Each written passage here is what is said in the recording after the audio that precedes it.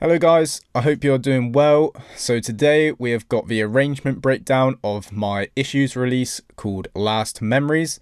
The track is out now, so make sure you follow the link below and buy it. So let's hop into Ableton and see how I arrange this track. Don't stop. Don't stop. Don't stop. Okay, so let's start from the beginning. So just in case any of you are wondering why there's a 2-bar gap from the start, it's just because some mastering engineers ask for a bar or 2 gap when exporting the pre-master. So that's all I had to do. So let's see what I've done. So from the get-go, kick and bass in with the low end cut.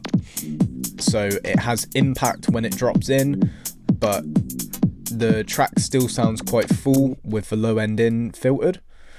So if I just play it without the low end,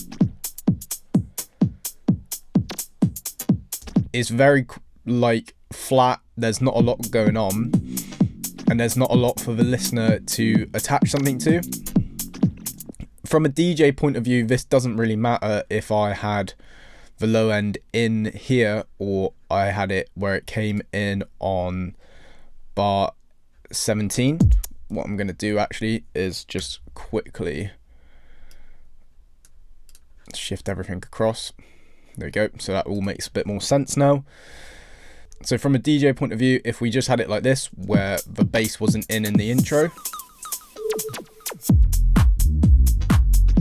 that would work perfectly from a DJ point of view, because they would have enough time to do whatever they need to get the transition done and dropped in. But from a streaming point of view, or people even buying the track, listening to it on SoundCloud, having that in from the beginning is something for the listener to listen out for and attach themselves to. So that's why I keep my low end in, but again, it's all personal preference. Further down, we have just got these hats. Nothing crazy, just the 808 group I made and an offbeat hi-hat. We've got quite a few different percussion hits just on the go. I like having a lot of percussion in from the get-go. Again, it just helps it sound full and more interesting. And then right before where the bass drops in on bar 17, we have that sound effect for synth.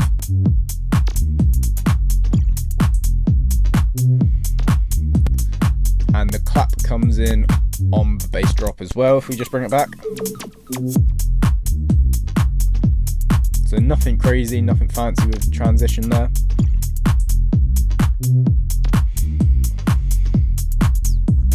And then going into 25, vocal comes in just to sort of tease it. And we're using this synth hit again to transition, where that low end comes out and the vocal comes in on bar 24. And a nice little kick and clap roll just to help filter into that transition of bar 25. And the top loop comes in there. So you can really see how simple this arrangement is for the majority of the track. It does get a bit more complicated towards the main break.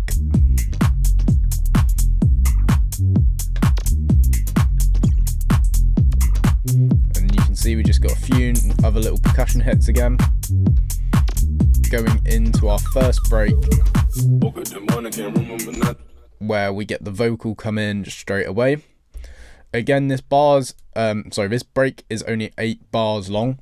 I really wanted to keep all the breaks really short until you get to this big break, which is probably around 32 bars, if not a bit longer.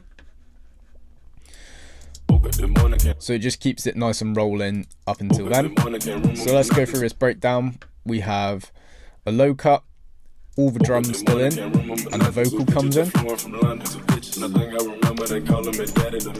Using that synth again. And again, that's helping transition when the kick comes out.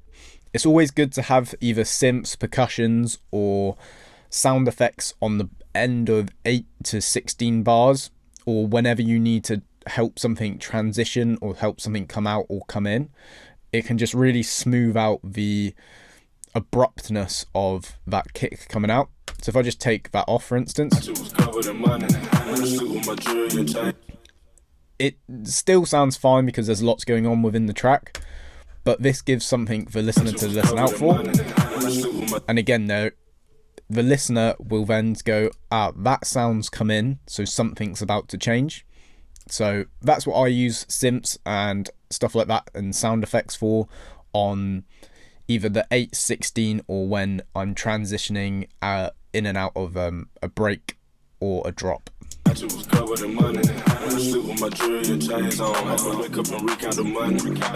So then we started to bring in some of these vocal glitches.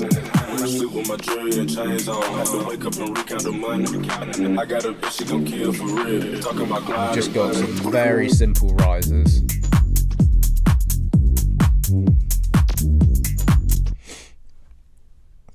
When it comes to send and returns, we'll just turn on the automation line. Let's have a look what's going on. So lots going on in the send and returns. So we have a reverb just automating up, the crystallizer.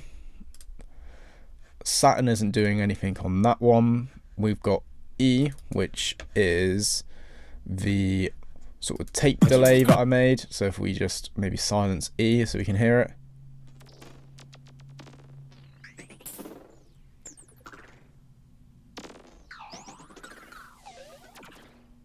So you can really hear how that's doing quite a lot in the breakdown. So it's always good to use echoes and delays just to help create that space. So then what you're wanting to create is echoes, delays and reverbs, sort of pushing the sounds out, making them all a bit loose. And then when the drop comes in, you want it to come all in together and really sort of hit hard. Which luckily this one does. Drum wise, we've just got the first send and return automated, which is a reverb, so nothing crazy on the go there. And when it comes to the bass, what you can see is all of this is audio. As I mentioned in the previous video, it was all recorded in on this bit of hardware down here. But what I'd done when I was recording it in is I had different filter automation. So I had this 8-bar, which is an 8-bar filter rise. We had the standard one, 8-bar filter rise, and then another 8-bar filter rise, and then you can see here no filter movement, so that's just static. And then these ones are when I was using the filter knob to just create a bit of movement within the bass. Although this is all done on hardware and recorded in, you can still do this on any VST. You can just set up a parameter on your MIDI keyboard, or if you don't have the luxury of that, you can literally just do it by mouse and keyboard. So let's just carry on playing this one out. So you've got 16 bars here and nothing really happens, to be honest. We can just see we've introduced one sound towards the end. But we're not even 2 minutes into the track, so we don't need loads and loads of stuff going on. The only thing that did happen there is you can see in this 808 group is that I've added in some hats on the 16th notes, as you can see there. So again, that's just helping with that sort of rolling drum feel.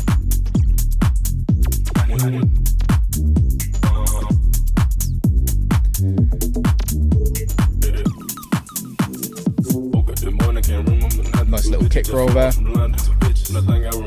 And then this breakdown is even shorter than the last one because we've still got the kick and the bass and the low end of that in the track, and we've just taken out this top loop to sort of drop down the energy a little bit.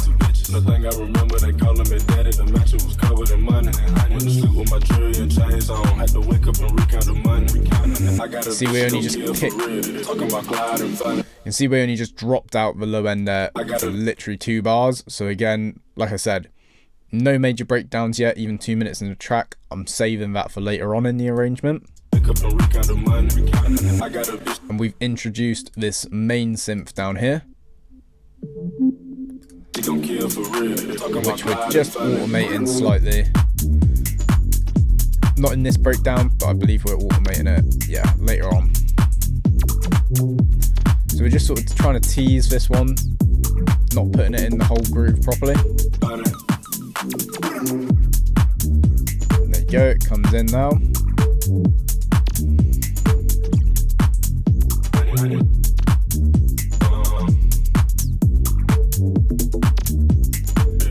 And then vocal comes in.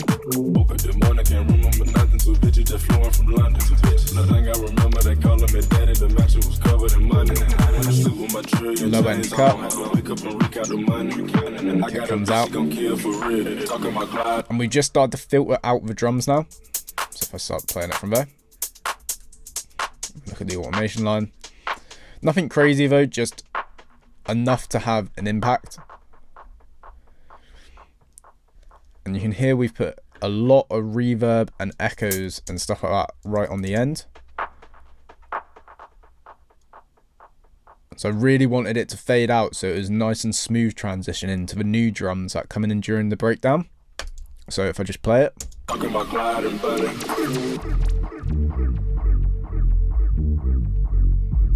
And again, we've got a nice long echo on the last vocal hit. Which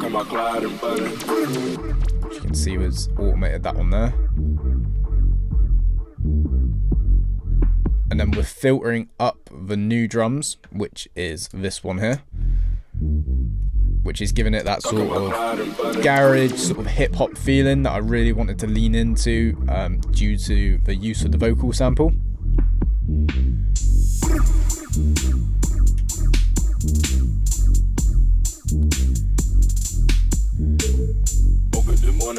And luckily by accident, I can't remember how it happened because this track is almost a year old now, I believe. But I knew I wanted to keep a bass in there. I just couldn't figure out if I wanted like a 808 bass, which is common in those sort of like hip hop tracks, or like a sub bass. I couldn't really figure it out. I was spending ages on this. And luckily, I think it was just because I must have copied the end or the beginning by accident. And all I've done is I've got the first bar of the loop of the bass line. So I literally have that on a loop.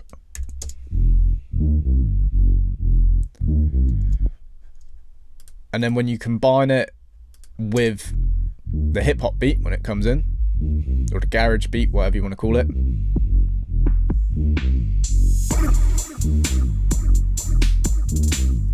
it almost feels like the track's like slowed down. I even tried this in the arrangement. If you go up to here, you can actually automate this if you didn't know, which you can get some really weird effects, but it can be a right pain when coming to mix down and export and playing as a DJ. But regardless, it has that feeling of a slower tempo now because of the drums and the nature of the bass line just cut on that loop.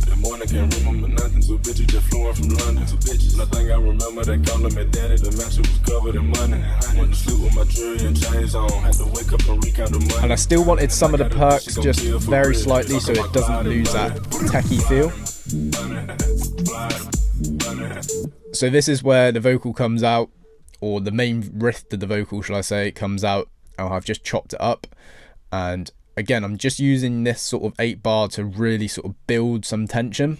And you can see lots of automation on the go here. So we have reverb, delay, the crystallizer, Saturn, the echo, and another echo as well. And if I just solo the drums,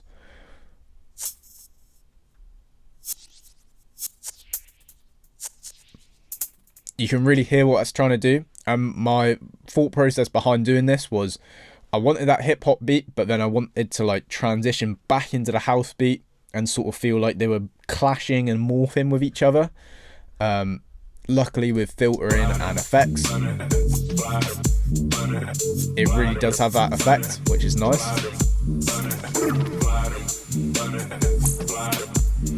And I've practically done the same thing with the percussion group. As you can see, I'm just automating the different send and returns to create that sort of echo, transforming from the hip hop to the normal house beat.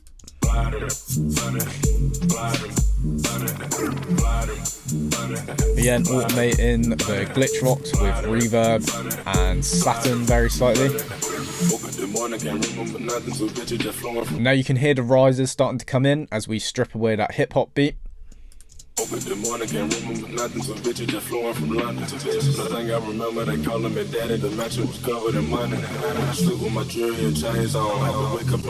And then what we've done here is, again, to help that transitioning from that hip hop beat that we made into the normal beat, is we've gone from the 1 bar loop, so this beginning part, back into the full version.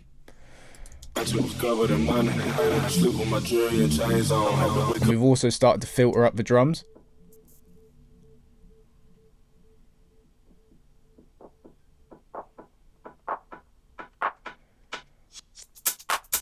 So again, that's just helping that sort of transition period from the 606 sort of hip hop loop that I made with the drums down here into the house beat of the track. My chick was covered in money.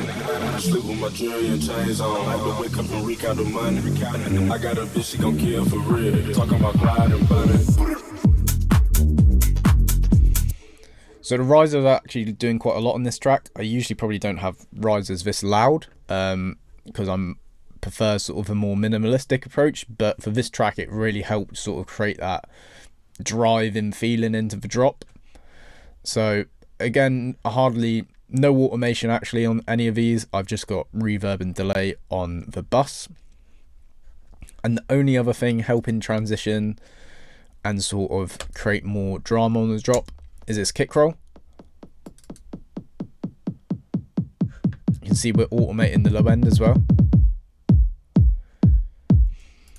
I like using kick rolls a lot in my tracks. I just prefer them to snare rolls. I think majority of people use snare rolls, and I think if you're going for this deeper feeling, the kick just has that better sound. It's not as tacky, it's not as maybe in your face, and obviously you have the luxury of automating the low end as well, which in a club, if you've been in the crowd and you've sort of heard like a kick roll and like the DJ's bringing back in the bass, it just hits differently compared to a snare roll. So that's always something to think about. If you're wanting to go for these more like tech house mainstream stuff, then snare rolls are great. If not, I like kick rolls. It's just personal preference at the end of the day. And then right before the drop, we are using echo to sort of just help really smooth everything out. And on the drop, we have this new hi-hat coming as well.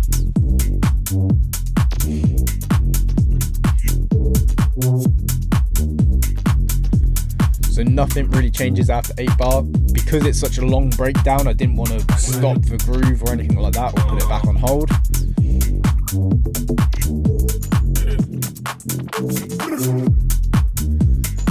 And again, you can see the transitions between each sort of 8 to 16 bars are very simple. We've literally just dropped out the kick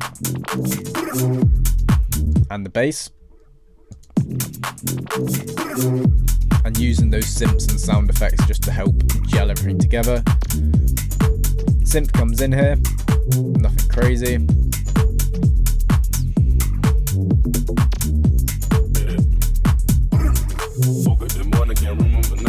So we've just dropped a bit of energy off there by slowing down the synth. As you can see, it's not as regular.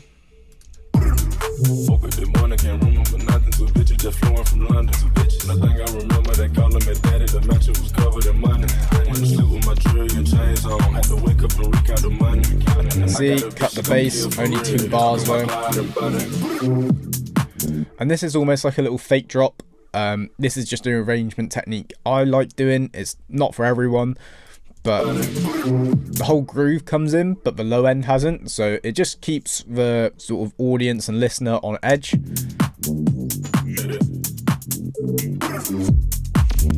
And it's just something different, you know. Again, it would be easy for the track to drop in there. And again, it can just help sort of transition that energy, having that like pause again. Just almost like teasing the crowd if you were like DJing. You'll see a lot of DJs do that if we had the low end in. They'll like keep the low end out just for like a bar or two and then just drop it back in, just to keep the crowd sort of engaged and listening to what's going on. But we've just done that in the track itself.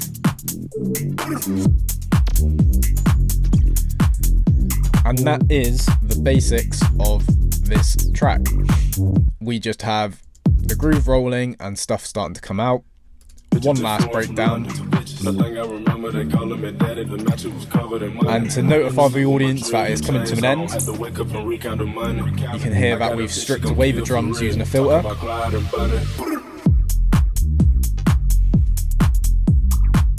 And then we've gone back to using this no filter movement bass, which is just doesn't have as many mid frequencies, so it's a bit more subtle in the mix. And we've just pretty much replicated the intro. So if we fast forward to here, bass comes out, clap comes out, just like we had at the start of our track. And that is it. So nothing too crazy. You can just see how simple it is to make a track sometimes. And as long as the elements are good, i.e. kick, bass, drums, and a good sample, a good drop and build up, then, you know, it's as easy as that really. It is a bit complicated with the hip hop beat and sort of the transitional effects, but it's nothing more than automating reverbs, delays, echoes, and filters. There's no sort of magic trickery. It's just using 3 or 4 simple techniques combined to then have the effect from the house beat to the hip hop beat. And there you go, that is the end of my track breakdown, Last Memories, which is out now. The link is in the description box to go and purchase it on Beatport. I would really appreciate every single one of you if you could go and grab a copy. It is in the tech house charts, which can be a bit harder to chart in just because it being a bigger genre compared to the minimal and deep tech. And it's also probably one of my most desired tracks, most sought after tracks that I've had in my back catalogue. So I'd really appreciate if this one could do well, and if you could grab a copy and just support me and the channel, it would mean the absolute world. So I'll see you again on Tuesday, where we will be going back into the Track From Scratch series. I appreciate every single one of you for subscribing recently. The channel has been growing amazingly. So thank you very much, and I will see you on the next video.